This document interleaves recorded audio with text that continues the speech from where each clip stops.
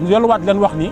mouvement nitu dëgg valeur du mouvement bu nekk di xeex état wala muy contre état ñëw ñu fi pour sikkal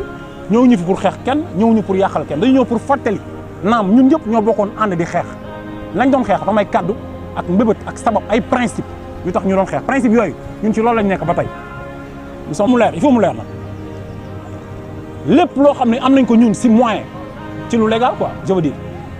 loo xam ne du ànd ak fitna pacifiquement dinañ ko def pour ñu abroger loi d'amnistie ces gestes là xam nga tey ñëw nañ fii nii xam nga gis nañ ñu wax on n'a pas parlé de l'homosexualité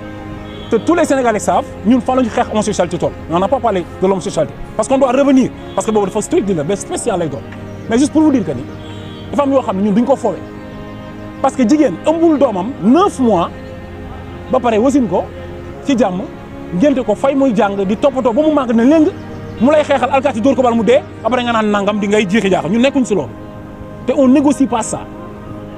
la loi de l'amnistie pour ñu abroger ko loolu by force la ko xamul by force ci anglais mooy par force ko xamul par force ci tubaab mooy day am maanaam dëggantaan kenn mënu ko dindi day am ci nii wala mu am ci ne mais ñaar mooy am soit mu am ñu def ko à l'Assemblée nationale d'une manière boo xam ni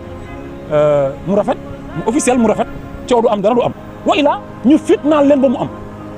te am na foo xam ne ñun gëm nañ ni état du Sénégal bii fi nekk yéene bi ñu am ñun ñoom moom lañ am pour defar Sénégal te loolu bokk na si li commencé defar Sénégal ok je pense que loolu la quoi ok merci beaucoup c'est bon